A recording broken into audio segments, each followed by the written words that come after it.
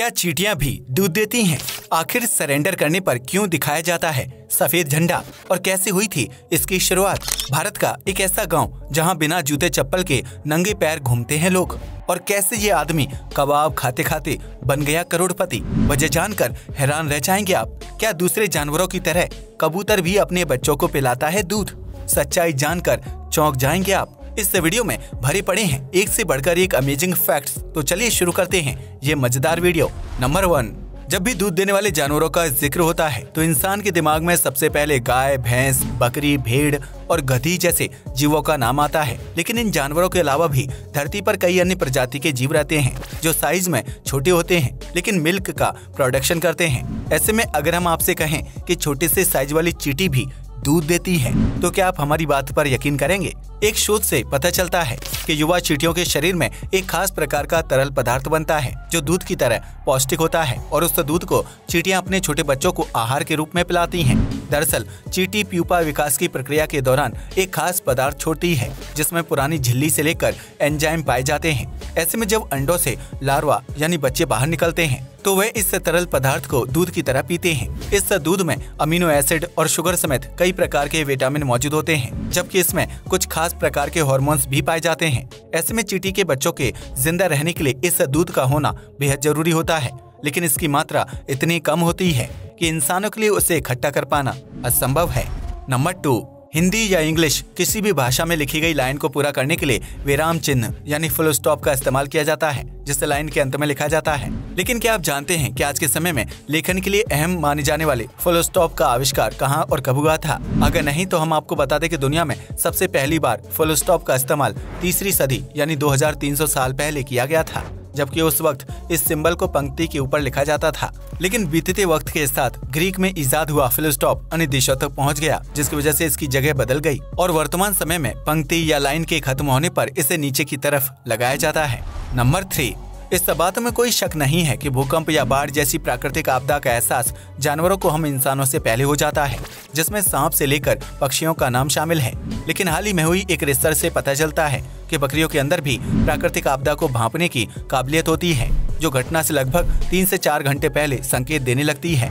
इस रिसर्च से पता चलता है कि भूकंप और ज्वालामुखी विस्फोट जैसी प्राकृतिक आपदा से 3 से 4 घंटे पहले बकरियों को अजीब चीजों का एहसास होने लगता है, जिसकी वजह से उनका व्यवहार पूरी तरह से बदल जाता है और वह काफी ज्यादा आक्रामक हो जाती हैं। ऐसे में जब किसी इलाके में सक्रिय ज्वालामुखी में विस्फोट होने की स्थिति आती है तो बकरियां अपने झुंड के साथ पहाड़ से नीचे उतर जाती हैं और इंसानों के करीब पहुंच जाती हैं। आमतौर पर बकरियां बहुत तेज गति के साथ पहाड़ों पर चढ़ाई करती हैं, लेकिन अगर वे अचानक से ऐसा करना बंद कर दें और किसी एक जगह पर खड़ी हो जाएं, तो इसका मतलब ये है कि बकरियों को भूकंप या किसी प्राकृतिक घटना का आभास हो रहा है।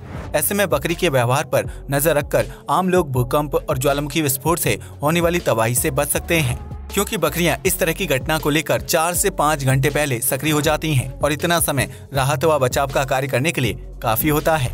नंबर 4, आपने आज तक ये सुना होगा कि बच्चे पैदा करने वाले स्तनपायी जीव ही दूध पिलाने में सक्षम होते हैं, लेकिन आपको यह जानकर हैरानी होगी कि अंडे देने वाले कबूतर भी अपने बच्चों को दूध पिलाते हैं। हालांकि कबूतर के शरीर में बनने वाला दूध स्तनपायी जीवों के शरीर में बनने वाले दूध से अलग होता है, जिसे क्रॉप मिल्क या फसल का दूध कहा जाता है। इतना ही नहीं, नर और मादा दोनों के शरीर में क्रॉप मिल्क विकसित होता है, जिसमें कुछ खास प्रकार के पोषक तत्व मौजूद होते हैं और इसलिए यह दूध बच्चों को पिलाया जाता है।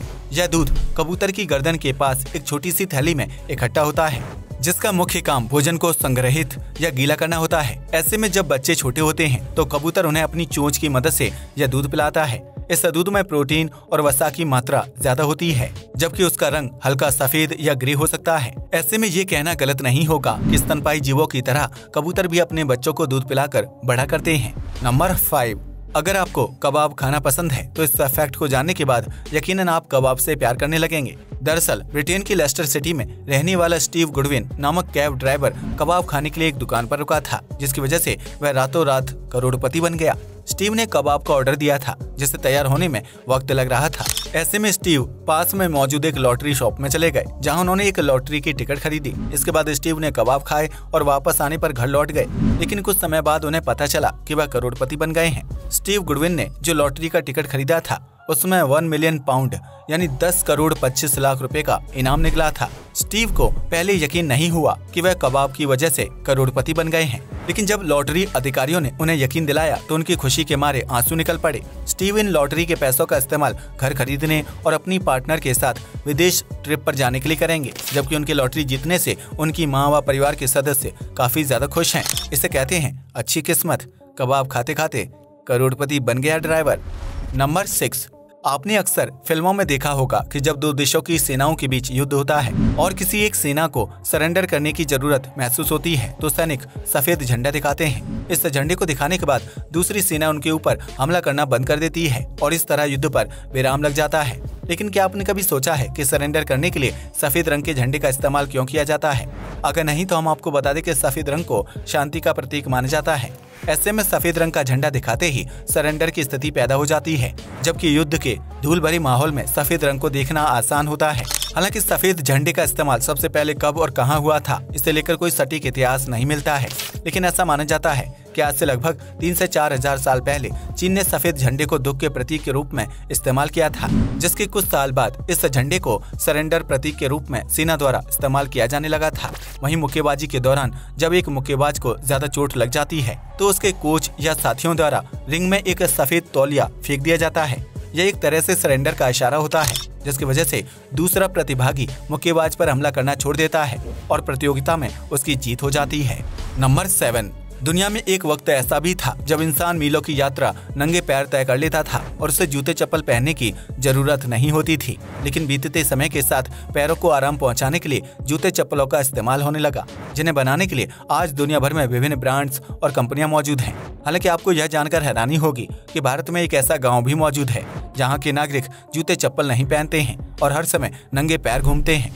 यह अजीबोगरीब गांव आंध्र प्रदेश में तिरुपति से लगभग 50 किलोमीटर की दूरी पर स्थित है, जिसे वेमना इंदुलु गांव के नाम से जाना जाता है। इस गांव में लगभग 25 परिवार रहते हैं, जिनकी कुल आबादी 80 के आसपास है। वेमना इंदुलु गांव में सालों से एक रिवाज को फॉलो किया जा रहा है, जिसके तहत स्थानीय लोग जूते चप्पल पहनने से परहेज करते हैं।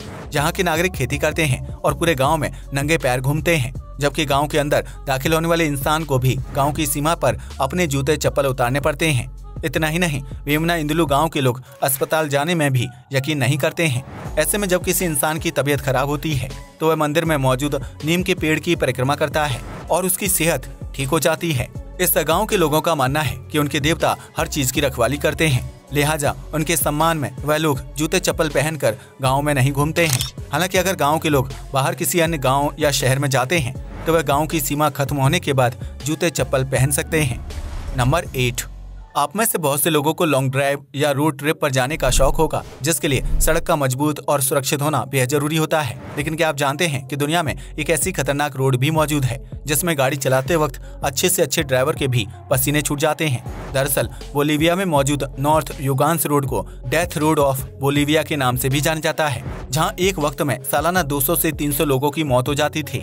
इस रोड की कुल लंबाई 70 किलोमीटर के आसपास है, जो पहाड़ों से होकर गुजरता है और इस दौरान आपको टूटे हुए पहाड़, दरारें, कच्ची सड़क और खराब मौसम का सामना करना पड़ेगा। वहीं कुछ जगहों पर इस सड़क की चौड़ाई सिर्फ 10 फीट रह जाती है, जिसमें गाड़ी घुमाना फिर उसे आगे बढ़ाना बहुत ही मुश्किल हो जाता है। इस रोड को साल 1930 में पहाड़ों को काटकर बनाया गया था, जिसके लिए जेल में बंद कैदियों से मजदूरी करवाई गई थी।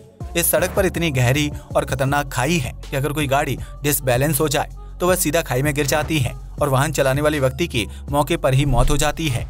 हालांकि वर्तमान समय में इस सड़क का इस्तेमाल बहुत ही कम किया जाता है, क्योंकि यात्रियों की सुरक्षा के लिए बोलीविया सरकार ने नया और सुरक्षित रास्ता तैयार करवाया है। लेकिन कुछ लोग एडवेंचर के लिए इस सड़क पर गाड़ी चलाने का जोखिम उठाते हैं, जहां खराब मौसम और सड़क का साइज छोटा होने को लेकर कोई भी सटीक अनुमान नहीं लगाया जा सकता है। आज के लिए बस इतना ही। वीडियो पसंद आया तो इसे लाइक और शेयर करें। धन्यवाद।